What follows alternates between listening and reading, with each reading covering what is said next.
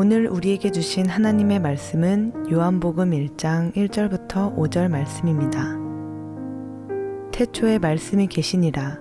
이 말씀이 하나님과 함께 계셨으니 이 말씀은 곧 하나님이시니라.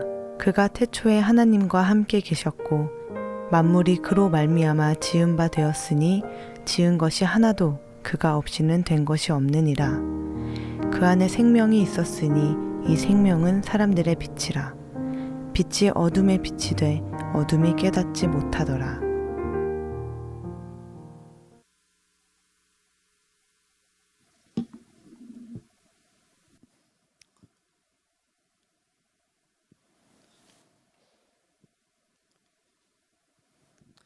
할렐루야.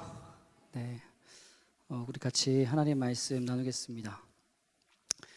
커뮤니케이션이라는 말은 소통이라는 단어입니다. 근데 이 소통이라는 단어, 커뮤니케이션의 원어가 커뮤니카레. 근데 이게 또 라틴어로 커뮤니까레라고 합니다.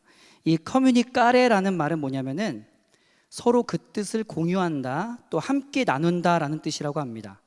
이 단어에서 파생된 단어가 커뮤니티, 같은 뜻을 품고 함께 나누는 사람들의 공동체라는 뜻이 커뮤니티입니다.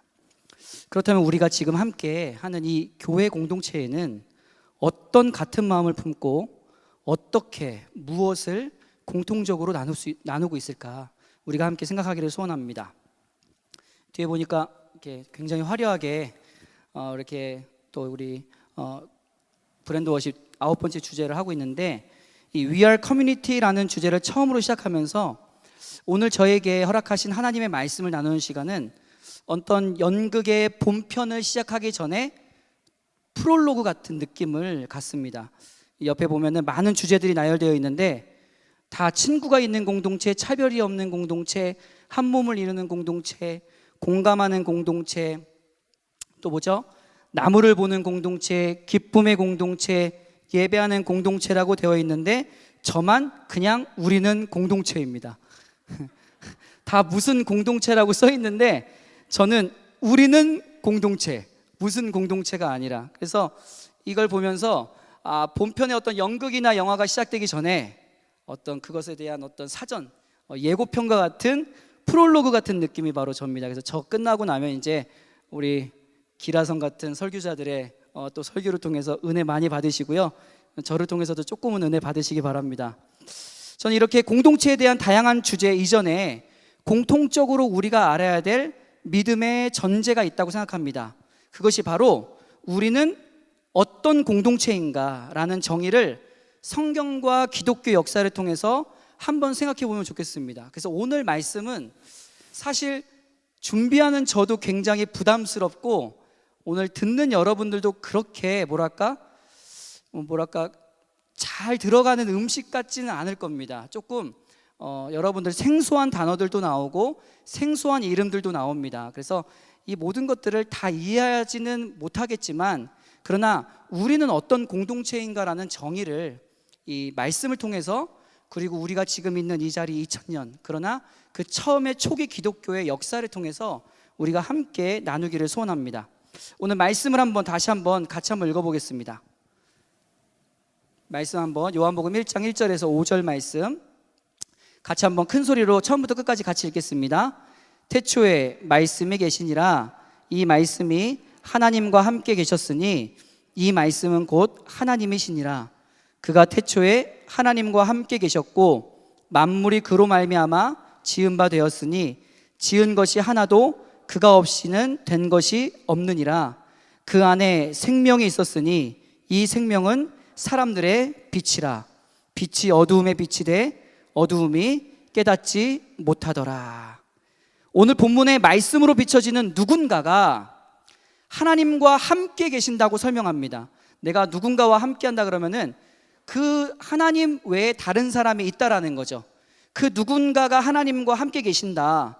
그리고 뭐라고 얘기하냐면 그는 하나님과 함께 할 뿐만 아니라 하나님과 동일하다고 설명합니다. 그리고 그는 태초에 존재한 분이며 만물을 지으실 때 함께 동참했고 성경을 통하여서 그 모든 것들 가운데 영원한 생명 또한 품고 있다고 얘기하고 있습니다. 이분이 누구일까요? 바로 예수 그리스도입니다. 성경 전체에서 우리가 믿는 하나님은 성부와 성자와 성령 하나님입니다. 그리고 그 세 분이 다시 동일한 하나라고 성경은 설명하고 있습니다. 창세기 1장 1절 같이 한번 읽어보겠습니다. 창세기 1장 1절입니다. 같이 한번 읽겠습니다. 시작. 태초에 하나님이 천지를 창조하시니라. 여기서 보면은 태초에 하나님이 천지를 창조하시니라 라고 하나님이라고 나와 있는데요, 이 창세기 1장 1절과 요한복음 그리고 사도행전의 오순절 사건을 통하여서 더 구체적으로 우리는 성부와 성자와 성령 하나님을 나타낸다라는 것을 알 수가 있습니다. 원어를 잠깐 보여주실래요? 이 엘로힘이라는 단어가 바로 뭐냐면 하나님이라는 뜻인데, 이 하나님이라는 뜻인 엘로힘 자체에 마지막에 임 자체가 복수를 가지고 있습니다. 그러니까 원어대로 해석하면은 하나님이 아니라 하나님들입니다. 이해되셨나요? 그래서 엘로힘 자체 안에 어떤 공동체의 속성이 있고 복수의 의미를 가지고 있다라는 것입니다. 이 엘로힘을 우리는 하나님이라고 표현하지만 그 하나님이 바로 단수의 하나님이 아닌 복수의 하나님으로도 우리는 이해해야 된다는 것입니다. 어렵죠? 잘 따라오고 계신가요? 네, 제가 그럴 줄 알았어요. 잘 따라오고 계세요. 성부 하나님, 성자 하나님, 성령 하나님의 위격이, 그러니까 위격이 각각 존재하지만 그 세 분이 동일한 하나님으로 표현된다는 것입니다. 말씀 한 구절 더 보겠습니다. 창세기 1장 26절 같이 한번 읽겠습니다. 창세기 1장 26절 같이 읽겠습니다. 하나님이 이르시되 우리의 형상을 따라 우리의 모양대로 우리가 사람을 만들고 그들로 바다의 물고기와 하늘의 새와 가축과 온 땅과 땅에 기는 모든 것을 다스리게 하자 하시고, 여기 말씀에 보면은 하나님이 이르시되 그리고 난 다음에 자신에 대한 표현을 합니다. 우리가 우리의 형상을 따라 우리의 모양대로 사람을 만들자. 다른 말로 말하면은 우리 복수인데요, 인간을 만들 때만 이 말씀을 쓰고 있는데 바로 무엇이냐면 우리라는 복수를 사용함으로써 인간을 만들 때는 성부와 성자와 성령 하나님이 함께 협의하여 함께 의논하여 인간을 만드신 것을 볼 수가 있습니다. 그만큼 우리 인간을 굉장히 하나님께서 사랑하시고 하나님의 형상대로 만들려고 노력했다라는 것입니다. 성경 어디를 펴도 하나님은 한 분이심과 동시에 세 위격으로 나타나고 각각 존재하는 것을 볼 수가 있습니다. 자, 여기서 일단 한번 정리하고 넘어가겠습니다. 제가 오늘 더 이 말실수를 안 하려고 조심하는 이유가 뭐냐면 이게 말실수 하나로 굉장히 논란의 여지가 될 수가 있습니다. 왜냐하면 하나님의 말씀이다와 하나님의 말씀이 되었다, 이거 하나만으로도 굉장히 말씀에 어떤 논란의 여지가 될 수가 있는, 그래서 조심조심 말씀을 전하고 있습니다. 말씀을 한번 정리하고 넘어갈게요. 우리는 하나님을 믿으며 성부, 성자, 성령 세 위격으로 존재하시며 한 분 하나님으로도 나타내는 분이고, 이러한 하나님의 공동체의 속성을 닮아서 우리 또한 사회적 존재를 넘어선 하나님의 은혜로 성도가 서로 교통할 수밖에 없는 공동체로 존재한다는 사실입니다. 아멘. 그러니까 우리가 가지고 있는 이 공동체가 사회적 존재 정도로가 아니라 하나님이 바로 성부와 성자와 성령 협의하시는 하나님, 함께 하시는 하나님, 공동체의 속성을 가지신 하나님이시기 때문에 우리 또한 아담 혼자, 하와 혼자 살 수 없고 공동체를 이루며 살아갈 수밖에 없는 하나님의 자녀들이라는 것입니다. We are community. 우리는 공동체입니다. 가장 중요한 것이 바로 뭐라고요? 우리는 삼위일체 하나님을 믿는 하나님의 형상을 닮은 공동체라는 것. 자, 이제 초기 기독교 역사를 한번 보면서 진행해 보도록 하겠습니다. 1세기에 하나님이 어떤 분이신지에 대해서 믿으면서 그 안에 일어나는 딜레마가 굉장히 많았습니다. 여러분 생각해 보십시오. 기독교는 그냥 딱 일어난 종교가 아니에요. 기독교는 구약의 이스라엘의 하나님이 이어진 종교입니다. 그러니까 예수님 자신도 뭐라고 얘기했냐면 구약 성서에 나오는 하나님이 나의 아버지다. 또 뭐라고 얘기하시냐면은 그 하나님과 나는 동일하고 동등하다라고도 얘기합니다. 구약에서 말한 하나님, 그리고 그들과 함께 하셨고 죽으시고 부활하신 예수님, 그리고 사도행전의 오순절 사건을 통해 경험한 성령님, 이렇게 그들이 믿는 하나님이 세 분이 된 것입니다. 분명 유일신 하나님이라고 하셨는데 그들의 경험을 통해서 하나님이 세 분으로, 말씀을 통해 세 분으로 나타난 것을 보면서 어떤 이 하나님에 대한 더 자세한 설명을 초기 기독교에서는 이렇게 요구를 한 거예요. 왜 하나님이 하나님이시며 예수님이시며 성령님이시지? 그리고 왜 그 세 분이 또 하나님이시라고 얘기하지? 라는 궁금증을 가지게 된 것입니다. 예수님이 죽으시고 난 다음에 여러분 생각해 보십시오. 예수님이 십자가에 피 흘려 죽으셨습니다. 무덤에서 다시 살아나셨고 부활하여 40일간 함께 하셨고 그리고 하늘나라로 올라가셨습니다. 그리고 그 예수님과 함께 했던, 예수님을 직접 보고 예수님과 직접 그 가르침을 받았던 사도들이 있고 그 사도들의 가르침을 받은 속사도들이 있잖아요. 근데 한 세기 정도가 지나가면 예수님과 직접적으로 경험했던 그 사도들이 다 죽죠. 순교를 당하거나 또는 나이가 차서 죽습니다. 그리고 나니까 어떤 생각이 드냐면 하나님에 대한 어떤 애매모호함이 생기는 거예요. 또는 이런 궁금증에 대해서 어떻게 보면 그 당시에 발전했던 헬라 철학으로 하나님을 설명하고 자신의 생각대로 하나님을 설명하는 경우들이 생긴다는 거예요. 그 중에서 두 가지가 있습니다. 뭐냐면 다신론, 하나님은 여러 명의 신이다. 예수님은 원래 신이 아니었는데 원래 인간의 몸으로 태어나셨는데 나중에 성령을 받고 하나님의 역할을 한 것이다. 그래서 하나님과 예수님을 동일한 본질로 볼 수 없다라고 얘기하는 이단들이 생기는 거예요. 두 번째는 뭐냐면 양태론이다. 여러분, 양태론 그러면 여러분 조금 어렵죠. 이게 뭐냐면 형태를 바꾸어서 태어나는 것이다.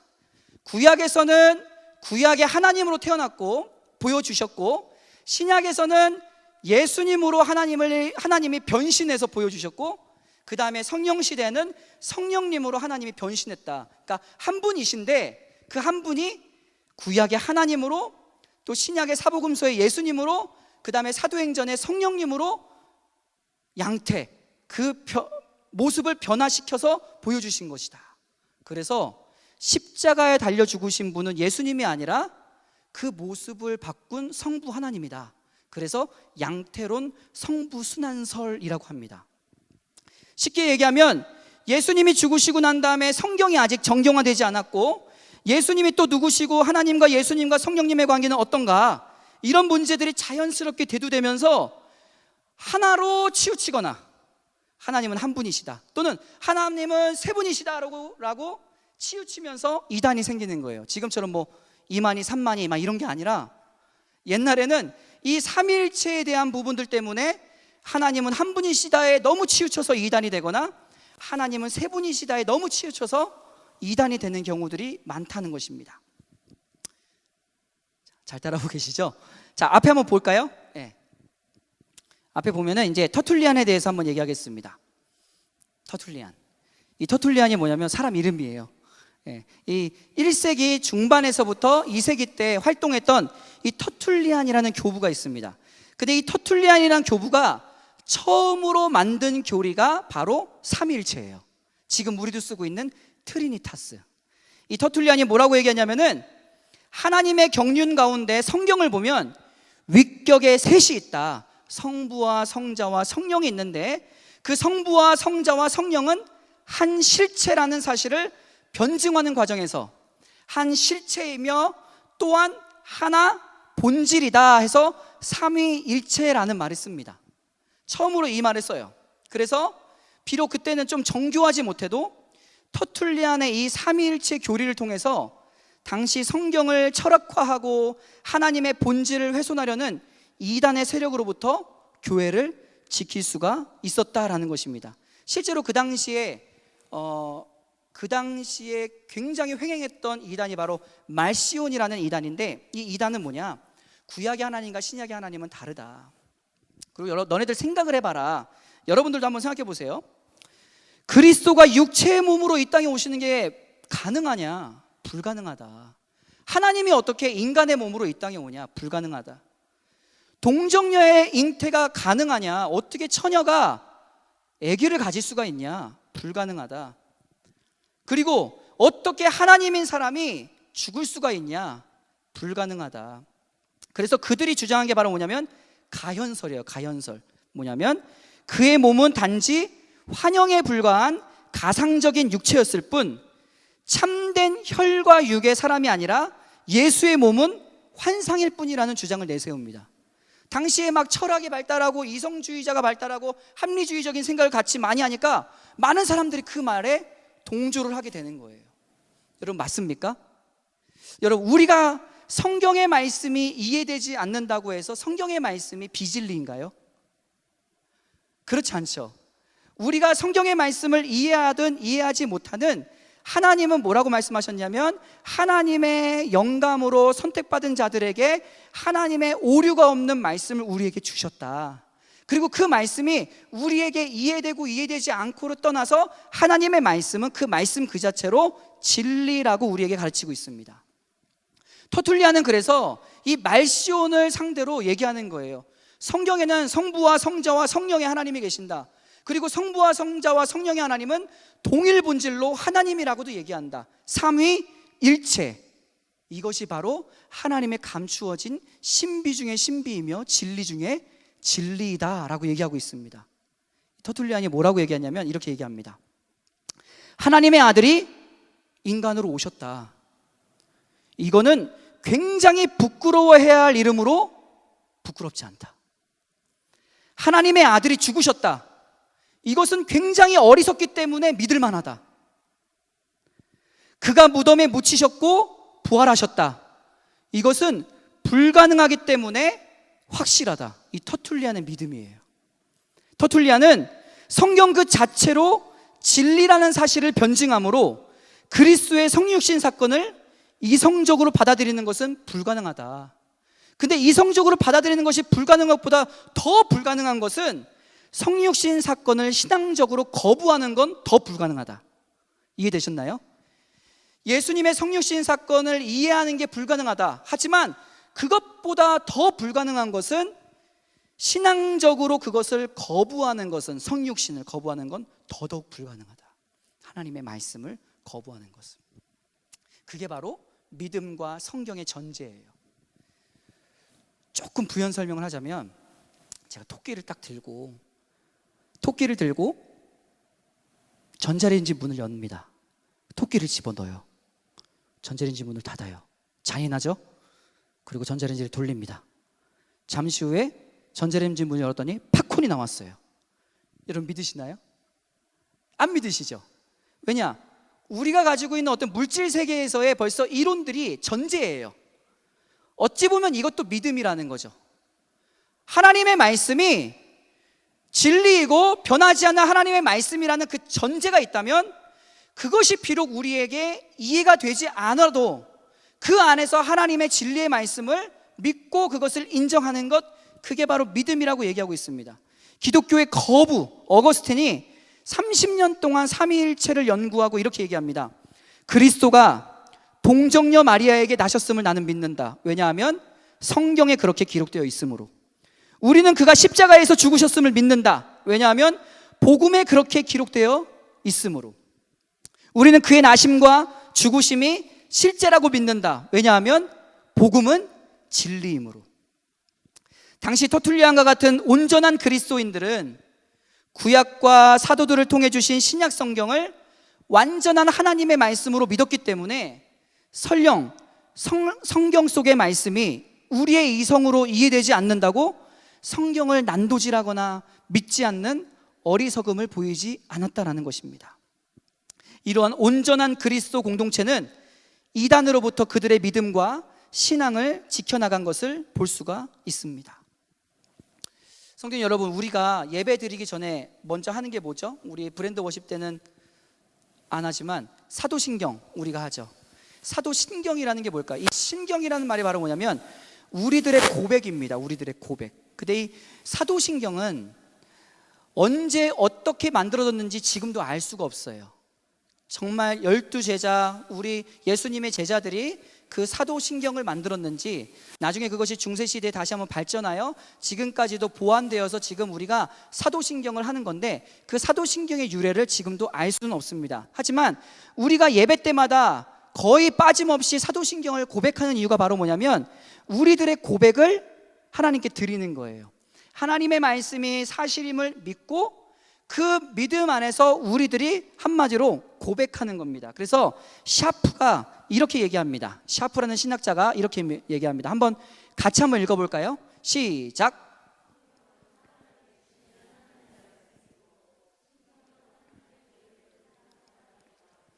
성경은 삶과 사실이라는 일상적 형태로 진리를 드러내고, 신경은 교리라는 논리적인 형태로 진리를 서술한다. 성경은 믿고 순종해야 할 무엇이나 신경은 공표하고 가르쳐야 할 무엇이다. 이게 너무 어렵게 얘기했는데 다른 말로 말하면 이거죠. 사도신경을 하는 것 자체가 바로 뭐냐면 우리들의 공동체를 정의한다라는 겁니다. 우리가 어떤 하나님을 믿고 있고 어떤 하나님을 우리는 그렇게 고백하고 있다라는 것을 정의한다라는 거죠. 사도신경 한번 해볼까요? 사도신경 다 같이 한번 해보겠습니다. 전능하사 천지를 만드신 하나님 아버지를 내가 믿사오며 그 외아들 우리 주 예수 그리스도를 믿사오니 이는 성령으로 잉태하사 동정녀 마리아에게 나시고 본디오 빌라도에게 고난을 받으사 십자가에 못 박혀 죽으시고 장사한 지 사흘 만에 죽은 자 가운데서 다시 살아나시며 하늘에 오르사 전능하신 하나님 우편에 앉아 계시다가 저리로서 산자와 죽은 자를 심판하러 오시리라. 성령을 믿사오며 거룩한 공예와 성도가 서로 교통하는 것과 죄를 사하여 주시는 것과 몸이 다시 사는 것과 영원히 사는 것을 믿사옵나이다. 창조에서부터 구속과 재림에 이르는 과정을 이 한 신앙 고백 안에 간결하게 포함시킴으로 기독교 신앙의 공동체가 이것을 요약함으로 말미암아 우리 공동체는 바로 이것을 믿습니다, 우린 이것을 믿는 공동체입니다라고 정의하고 고백하고 있는 것을 볼 수 있습니다. 우리 애정교회 공동체는 사도신경이 정말 우리의 믿음을 대변하고 우리의 신앙을 증거하는 공동체적 선포이기를 소원합니다. 이 믿음을 지키기 위해 신앙의 선배들은 때로는 목숨을 걸고 때로는 희생하며 때로는 세상의 비진리와 맞서 싸우기도 했습니다. 왜냐하면 신앙의 공동체를 지키기 위해서였습니다. 하나만 더 역사적인 것들을 얘기하겠습니다. 이후에 기독교 공동체가 어떻게 됐습니까? 로마에 의해서 오랜 갈등과 시련과 그리고 고난과 박해를 당하게 됩니다. 오랜 고난과 박해를 당하다가 나중에 콘스탄티누스 황제를 통하여서 기독교가 자유를 얻게 되고, 나중에 그 다음 왕인 테오도시우스 황제를 통해서 기독교가 로마의 국교가 됩니다. 다른 말로 말하면 이전에 박해했던 기독교를 그 나라의 국교로 만드는 거예요. 한마디로 로마의 시민이면 기독교를 믿으세요라고 바뀌는 거예요. 굉장히 급진적으로 바뀌어버리게 되죠. 이 급진적으로 바뀌게 되니까 이때부터 뭐가 많이 발전하게 되냐면 이때부터 굉장히 많은 신학들이 발전하게 됩니다. 성경을 연구하게 만들어주고 많은 재정적인 지원을 아끼지 않고 많은 교부들을 불러서 성경 하나님의 말씀을 정경화하고, 그리고 그 말씀이 어떤 말씀인지에 대해서 연구할 수 있도록 해주는 거예요. 정작 자유를 얻었는데 또 여기서 또 그래서 이단이 발생합니다. 이번 이단은 누구냐면 아리우스라는 이단이 존재합니다. 이 아리우스가 뭐라고 얘기하냐면은 예수님은 하나님과 동등하고 동일한 존재가 아니라 그리스도는 인간일 뿐이며 언젠가부터 하나님의 아들이 되었다고 믿는 유사 본질을 주장합니다. 유사 본질. 같지는 않고 비슷하다. 동일하지 않고 비슷하다. 한 위격으로 볼 수 없다라고 주장합니다. 여러분 한번 띄워주시겠어요? 호모 우시오스. 너무 어렵죠? 이게 뭐냐면 호모 우시오스, 호모 이우시오스. 그 안에 이오타라고 헬라어 하나가 들어갔는데 이게 굉장히 의미가 달라지는 거예요. 호모 우시오스는 뭐냐면 하나님과 예수님이 동일 본질이다. 근데 아리우스는 뭘 주장하냐면 호모 이우시오스, 하나님과 예수님이 유사하다, 유사 본질이다. 이거 맞아요, 틀려요? 틀린 거죠. 아주 그럴듯해 보이지만 굉장히 틀린 거예요. 이러한 논쟁 속에서 하나님과 예수님이 동일 본질이라고 주장하며 아리우스 이단의 주장에 반박한 사람이 바로 아타나시우스입니다. 그러니까 여러분, 황제도 막 머리가 아픈 거예요. 아, 너희들 그만 싸워, 제발 그만 싸워. 근데 그때 이제는 기독교가 자유를 얻고 이제 국교로 제정될 때이기 때문에 어떻게 합니까? 니케아 공의회로 다 모여, 모든 신학자들, 교부들 다 모여. 사진 한번 띄워주세요. 그래서 다 모이게 되는 거예요. 예전하고는 다른 거죠. 그 왕이라는 통치 아래서 어떻게 보면 신학자들이 다 모이게 됩니다. 이 모여서 뭐를 하냐? 아리우스파와 아타나시우스파가 서로 격렬한 논쟁을 하는 거예요. 유사 본질이 맞다? 동일 본질이 맞다? 여기서 누가 승리했을까요? 아타나시우스, 바로 동일 본질이 승리를 하고 아리우스를 이단으로 정지하게 됩니다. 그리고 그것을 개정해서 신조를 보완해서 콘스탄티노플 회의에서 다시 한번 보완해가지고 니케아 신조라고 발표합니다. 그 부분을 저희가 한번 읽어볼게요. 니케아 신경이에요. 그래서 한번 읽어보겠습니다. 같이 한번 읽겠습니다. 저는 유일무이하고 전능하시며 천지와 모든 보이는 것과 보이지 않는 것을 창조하신 하나님 아버지를 믿사오며 유일하신 주 예수 그리스도를 믿습니다. 그는 하나님의 독생자이시며 온 우주에 앞서 나셨고 참 신이시며 참 빛이시며 참 신 가운데 신이시며 하나님에게서 나셨고 창조함을 받지 않으셨고 성부 하나님과 같은 본질이시며 그로 말미암아 모든 만물이 창조되었고 모든 인간들과 우리의 구원을 위하여 하늘에서 내려오셨고 성령으로서 동정녀 마리아에게서 인간으로 나셨고 우리를 위하여 본디오 빌라도에 의해 십자가에 달려 죽으셨습니다. 이 니케아 신경에 있어서 조금 특이한 점은 바로 뭐냐면 사도신경에서는 그의 외아들이라고 예수님을 설명하는 걸로 끝나는데 여기는요 아주 자세하게 얘기하는 거예요. 예수님에 대해서 하나님의 독생자이며 온 우주에 앞서 나셨고 참 신이시며 참 빛이시며 참 신 가운데 신이시며 하나님에게서 나셨고 창조함을 받지 않으셨고 그러면서 예수님에 대해서 굉장히 세세하게 설명합니다. 그 이유가 뭐예요? 유사 본질이 아니다, 하나님과 동일 본질이다. 여러분, 이 니케아 신경을 만든 이유도 바로 뭐예요? 바로 그리스도를 통한, 예수 그리스도를 통한 성경의 말씀에 그대로 하나님의 말씀을 믿고 그 하나님의 말씀을 믿는 기독교 공동체를 보호하기 위한 하나님 앞에 믿음의 고백이라는 거예요. 빌립보서 2장 6절에서 11절 말씀 같이 한번 보겠습니다. 넘어가서요, 시간이 없어서. 빌립보서 2장 6절에서 11절 말씀 같이 한번 읽겠습니다. 그는 근본 하나님의 본체시나 하나님과 동등됨을 취할 것으로 여기지 아니하시고 오히려 자기를 비워 종의 형체를 가지사 사람들과 같이 되셨고 사람의 모양으로 나타나사 자기를 낮추시고 죽기까지 복종하셨으니 곧 십자가에 죽으심이라. 이러므로 하나님이 그를 지극히 높여 모든 이름 위에 뛰어난 이름을 주사 하늘에 있는 자들과 땅에 있는 자들과 땅 아래에 있는 자들로 모든 무릎을 예수의 이름에 꿇게 하시고 모든 입으로 예수 그리스도를 주라 시인하여 하나님 아버지께 영광을 돌리게 하셨느니라. 아멘. 여러분, 우리는 공동체입니다. 그런데 우리는 우리가 어떤 공동체인지 명확하게 입장을 알려야 합니다. 제가 장씨거든요. 그리고 저의 가문이 있을 거 아니에요.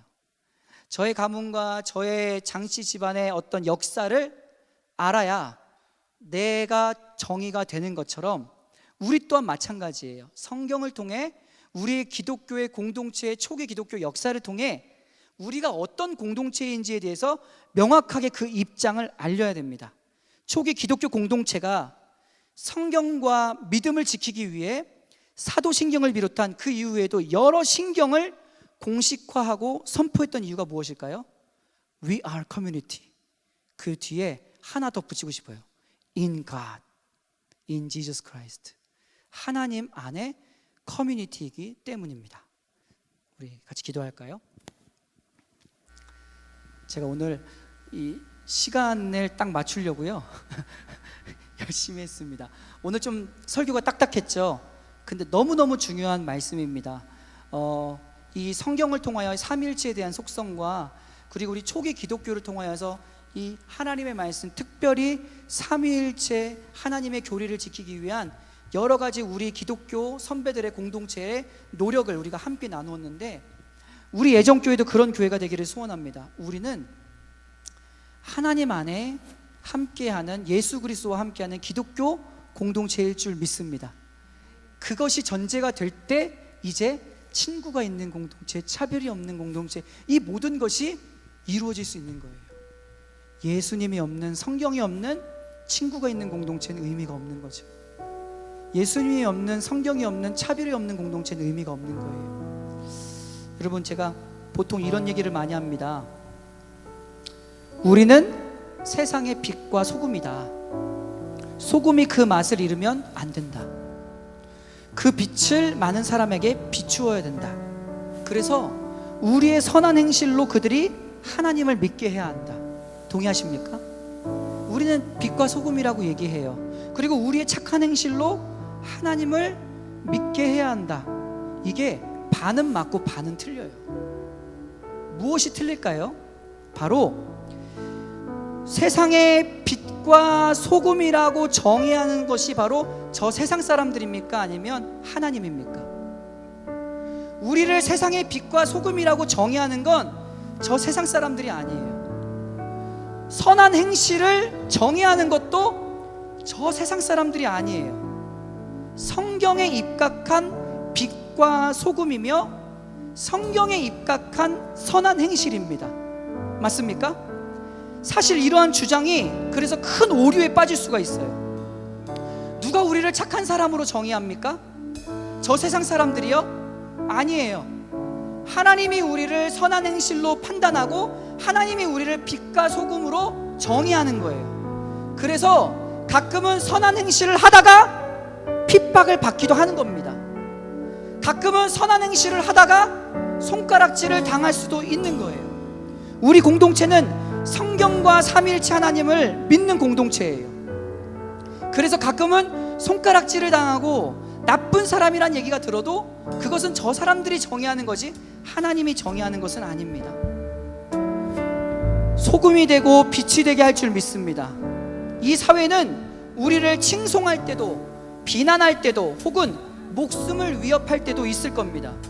기독교 역사 속에서 충분히 그러한 사건들이 이미 일어났었음을 우리는 알고 있습니다. 중요한 건 변하는 사회 문화 속에서 진리의 말씀을 붙드는 그리스도의 공동체는 2000년 전이나 지금이나 동일한 신앙 고백으로 우리의 정체성을 정의할 줄 믿습니다.